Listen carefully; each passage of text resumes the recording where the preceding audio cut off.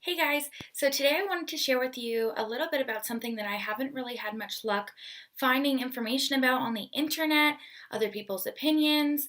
I feel like I have to do some really deep research to figure out the answer to this question, which I didn't really find necessary. It was just frustrating to me because I couldn't find opinions. Whatever. Anyways, what we're going to be talking about today is different colors of beauty blenders and if they make a difference. So I'm going to be going over all the different beauty blender colors besides the black one. I don't have that one. And also I have this Blotterazzi by Beauty Blender for Too Faced, which is just this blotting thing here. I don't really use this ever, so I can't really say much about it. But this is what it looks like. And so let's make a start. Okay. So first we're going to start off with the original Beauty Blender right here. This is the pink one. These are all nice and damp for the video purpose. And then this is a really old one I have where this kind of, you can see, yeah, this one's really old. So mainly why it got this crappy looking here is because you want to replace these every month or so. I can get away with not doing that because I have many different ones that I like to use. And this was from washing it, trying to get all the makeup out of it. And I do like to clean my beauty blenders with like hand soap, just generic soap, without any kind of salicylic acid, benzoyl peroxide, any kind of acids like that. Just very generic soap, like soap that would be friendly for a baby with low alcohol content to none. Because I'd be wasting a lot of money, not wasting, but spending a lot of money if I only use the Beauty Blender cleaners that they come with, because I feel like I have to use so much of that product to do it. It's like $20 here in Canada to buy one of those, and I just found myself going through the Beauty Blender soaps, whether it be the liquid or the bar. I guess it's a bar circle soap, whatever. I found myself going through those really quickly, and it was just costing so much money. So I just decided to figure out something myself that I wanted to do. Okay, so this is my one that's in good condition, and this one is pretty soft. There is some bleeding when you first start using it and you first start washing it. There is some bleeding that happens. This one's pretty soft here, but the only way I'm going to be able to tell you the differences is if I compare them to the other ones. So here we have a nude one that is a little bit yucky. It's got some holes from cleaning, a little bit stained, and so I like to use, oh my goodness, this is not the nude one. This is something else that we're going to talk about very shortly. It's a different one. This is a nude one that's kind of crappy. Now, you can see some very clear differences here, and don't mind my two fingers that aren't painted, and I don't know why it's not talked about. It's hard for me to find information on it, but you can see that these are very different. This Beauty Blender here, it has more of a pointed tip. It's more pointy at the top. Well, not pointy, but it's like thinner towards the top, so it's easier to get in these places here. And this one is just wide and more bulky. That one's gotten a little bit older. So this is my newer nude one, and then this is an older one. With washing, beauty blenders do just turn crappy over time, but even with my newer one, this is such a big difference to me. And it might seem a little bit, or it might not seem like a significant difference to you guys, but for me, it is a big difference because this one is not easy, like as easy to manipulate on my face and move around. And also I find it's not as soft. So this Beauty Blender feels very soft. And this one feels a little bit more rough. I don't really know how to explain that. I don't know if that's making sense. Anyways, here's the Beauty Blender Pure, the white one. It's got a little bit of a stain on there, but okay. So automatically you're seeing this one is more of a little bit more of an oval shape compared to this one here, the original Beauty Blender Pure.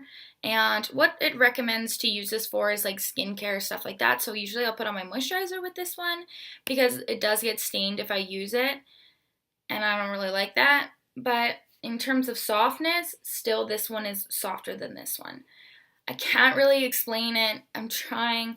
Like this one feels more bouncy and like dense, squishy. Even when it has lots of water in it, it feels more squishy. And then this one, it feels more like foam. It has a more foam feeling. And then this one is really, it's like, if we're going to use foam to compare it to, this one is more like a memory foam feel. And so then I have the Royal Purple, I think that's what it's called, and then the Red Carpet one. This one bleeds a lot when you wash it out, and so did the purple one. I'm trying not to use these ones as much just because they're like the most, I only have one of each, and then the rest of these I have two. So again, comparison shape.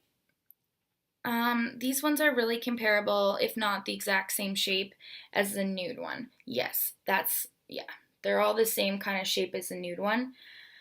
Personally, my two favorite ones are the original one and the one I'm going to be talking about. So this one here, it's stained from using a Benefit cheek thingy. This is the Beauty Blender Bubble. So that's the light pink one. I need to get a drink.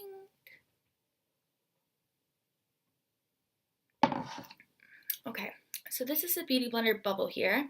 And then I have this one here as well, but the light pinkness has went away. It looks more similar to the nude. Okay. This one is so soft.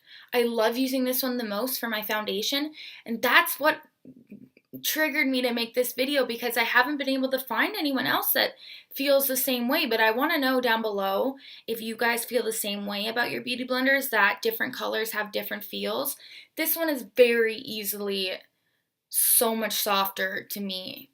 Very easily. I don't know if that made sense. But I feel like this one is way softer than all the other ones. And I love using this one because I feel like the tips are a little bit different. Like I feel like this one goes more tapered at the top compared to this one. And then so just so we can put this on the video and clarify this, what I think about these three ones here, the colored ones and then the nude one, they're not as tapered at the top. So, and they do get a little bit wider, I find, at the bottom, a little bit bigger, but this isn't tapering at the top like the pink one would. So you're not getting that sharp of an edge with the application of your makeup, which is what I like. This one for me, the bubble, is the most tapered at the top, and it's so soft. I don't know how to describe it, and I wish I could, but I can squish this down into such a small ball, and it just comes back like immediately, and I don't know. I can't really describe it. And I do have two of them. When I got this one is the bubble too. They both had their baby pink gone, but when I got the first bubble, I noticed that one was really soft too, so I don't think it was a manufacturer's defect. And so I really want to know. Please tell me if you think there's a difference, because this one is so soft. This is my favorite. I'm going to go buy more because I love it. I just love it. And, you know, when they get older, like this older pink original Beauty Blender, it's not soft anymore. And then the original one is still soft because this one's slightly newer. But definitely softest, second softest. Beauty Blender Pure is, and then the colored ones and the nude ones are all kind of third place. They're all the same softness, but I love it about it. I'm really curious if you guys think that too.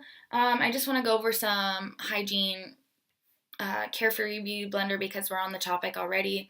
So what I like to do, just clean them with the soap I told you guys about every single time I use it, and I usually like to keep a little container here for me to dip it in as I'm doing makeup, because sometimes I can be at it for like 2 hours, and you want to keep it wet because that is how you're going to be able to get the best use out of it. It's more manageable, and you'll get an easier application of your makeup when it's the most wet, but not like soaking water, but like damp, And yeah.